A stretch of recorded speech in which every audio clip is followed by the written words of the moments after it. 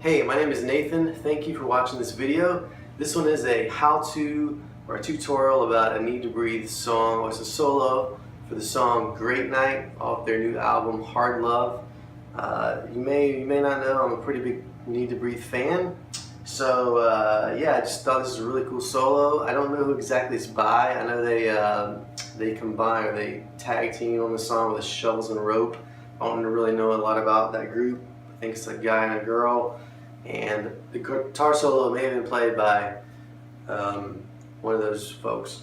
I'm not sure who played it. If you know, I would love to hear it in the comment section. But it's a really quick kind of, really goes by fast solo, but it fits the song well, and it sounds cool. So I thought we would look at it.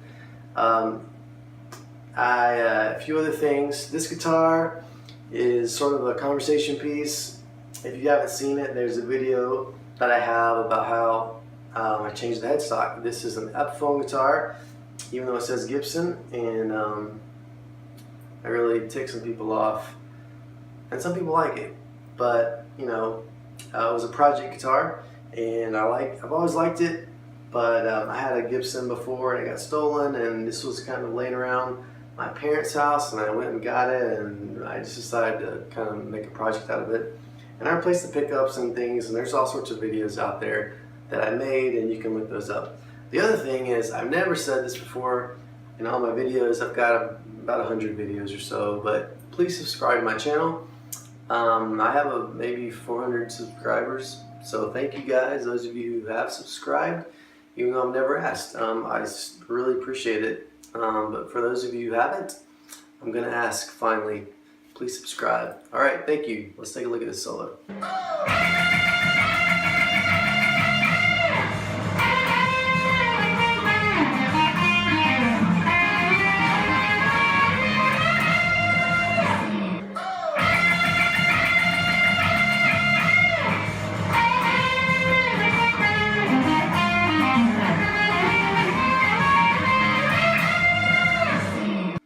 So for this solo, obviously I'm playing the Les Paul. I'm playing it on the bridge pickup because it's more the meaty, generally rock pickup.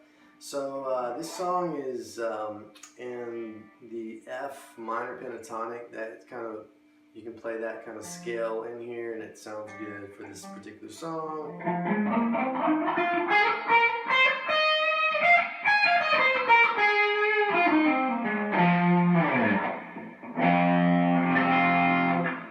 So that puts us up here at the 13th fret. It's kind of our focal point, and it starts off with this kind of typical rock and roll blues bend, and it encompasses two notes.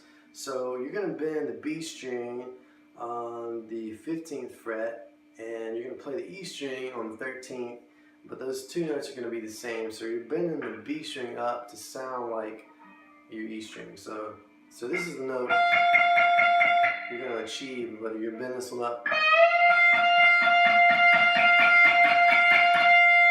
Let's do that again. If you haven't done that before, it'll probably feel really weird and hard to bend that string up. And this is your first kind of, foray into this kind of thing. Good for you. Some of the other parts maybe will be a little easier.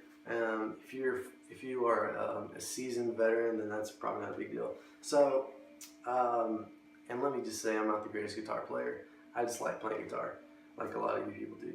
So, start off with that, and I really believe that he's doing like a constant down pick. The way it sounds like he's attacking that. I don't think it's an alternating like.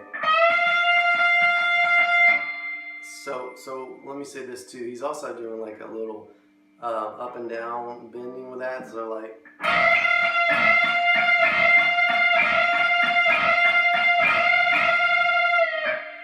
it's that that bending up, like a little slide up and down.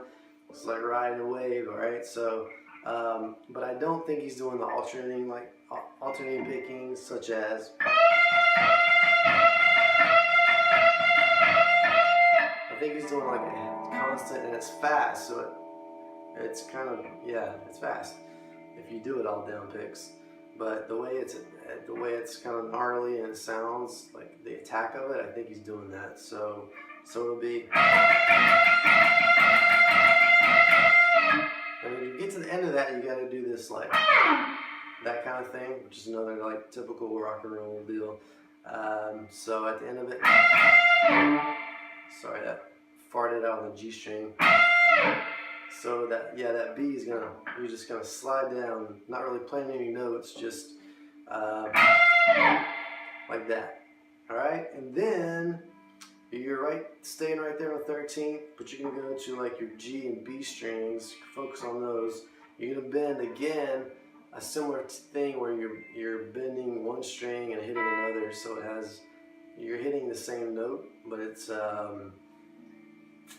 kind of like when you sing the same vocal part yourself, like if you're doing the studio stuff and you sing the lead, you sing over yourself, it's like a doubling effect.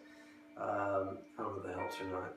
Maybe off the wall, but that's what we're doing here. So we're on the B string 13th and the G string 15th, and I said the other one was 15. This is 16 right here. This first one is 13 and 16. This one is 13 and 15. So and this one goes. So you're doing that. Again, bending up and then bending up again. And then focusing on this G string right here. You may want to do another one of those things right there. So, alright, and this next part, you can play it, well, you can play some of these things in a lot of different places, but from here on out, it's kind of like, I don't know the best place to play, but there's a couple different options, so let me give this to you. So one is, you could go here, in that same minor pentatonic scale shape that you're so probably used to. Start here on the 15th of the A string.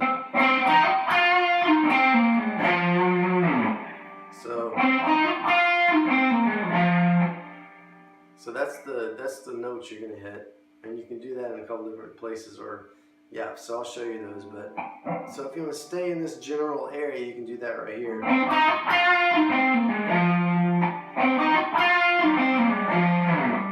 All right. So then this next part you can also play. Well, sorry. Let me stay here on this particular section of it, and we'll show you a different place. So you can also play it down here. Sorry. So this one you have to employ your pinky, which may be a little bit more difficult, especially the speed of it. Again. So just to let you know, I am on the 8th and 10th frets. So 10. And the three strings I'm on are D, G, and A. Hopefully you can see my hands. Alright, so there's one more place to play that. You can play it down here. Well, this is not one more. There may be more. There probably are more. This is the guitar we're talking about. But you can play it down here. And you can do a little slide down. So I'm on the 5th, 3rd, 4th, and 6th frets. Sliding down to 3. First fret on the G string.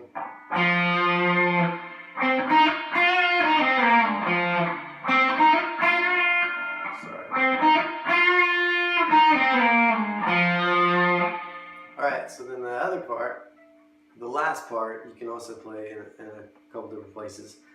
One is down here. So starting, where are we at? So we're on 9 and 10.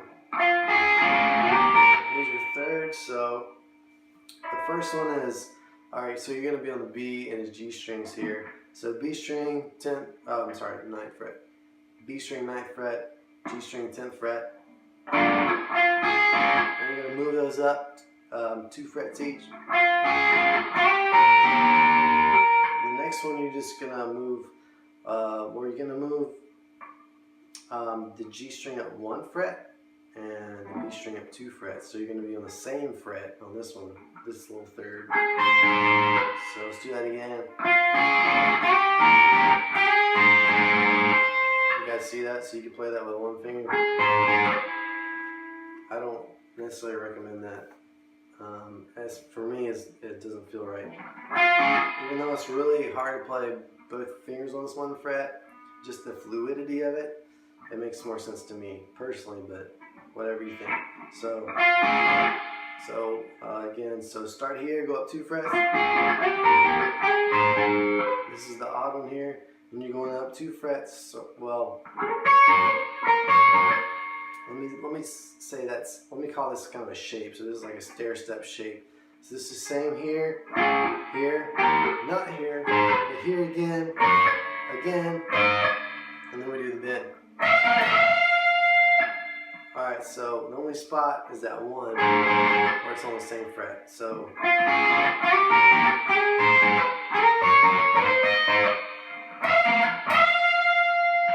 this bend is really difficult to do. I mean, not necessarily the bend itself physically, but it's kind of cramped down here, and it just doesn't always end well for me. Sometimes I'll catch that D string.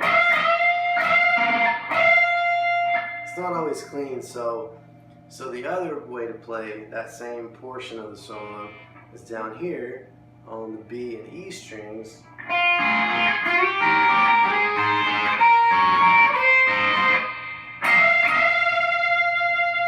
So you end up on that same bend as you started with. So that way to play it is so you're on 4 and 6. The 4th fret of the E string, 6th fret of the B string, 2 frets up. Move, this is the same as the other way we did it. So move 2 frets up. And then this is the different one, but here you're on the 8th and 9th fret. Okay. Yeah. So back to that. The same shape as most of them are in, except that one. And so for me, that kind of makes sense to kind of just slide up, and you end where you end. All right, so maybe a third way to play those sections are let's go back to that. We'll call it the 3rd section of the solo. So this. Alright, so let's go back to that. So maybe you can play here, and then start here, go back to or go down to the B and the E string. So then you just kind of like stair step down, and then, so yeah, I hope that made sense. I hope it didn't cause more confusion than made sense. But that's the cool thing about the guitar is there's a lot of places to play things, and they have different voicings, and sometimes some places are easier to play. Sometimes you play certain places because it sounds better, just tonally.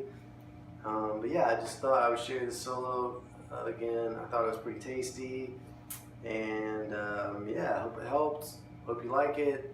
Again, subscribe to the channel if you want. See you sometime in the future. Thanks. Thought I'd add this in case you're interested. I was playing my Les Paul. I was playing the humbucker pickup. I do have coil tapping, so I could have played the single coil. And if I really think about it, I think the solo on the recording of that particular solo may be a single coil pickup. But anyway, so I'm playing this original Jekyll and Hyde. I do have the overdrive on, but the light doesn't work. So I had these stacked, and yeah, I don't know if just an overdrive would work. It's pretty gnarly sound, so I think maybe a distortion. Again, I've got these stacked, so it's not purely a distortion. It's a distortion hitting an overdrive, which is basically a tube screamer. And then this was, I don't know what the distortion side of this is supposed to model, if anything, but I really like this pedal. I've actually got a new one on the way to replace it, the V3 True Tone Jekyll and Hyde, just because I like this so much. But I tried to fix this light myself and it didn't work, but otherwise the pedal works fine. So hey, if you want to buy it, let me know. That is totally off the topic, off the subject, and I'm sorry, but that's what I'm using for pedals. And then for my amp, I'm using this Trainer 20 watt Class A tube amp. I think I've got an Emerson Cannabis Rex. Is it Emerson? Yeah, I think so. The Cannabis Rex speaker in there. Otherwise, I have not modified it at all. And the EQ's kind of pretty much straight up treble, bass, mid, pretty much up the middle. And then otherwise, I think it's set fairly clean. So I'm just getting most of that gain sound from the pedals. All right, thanks.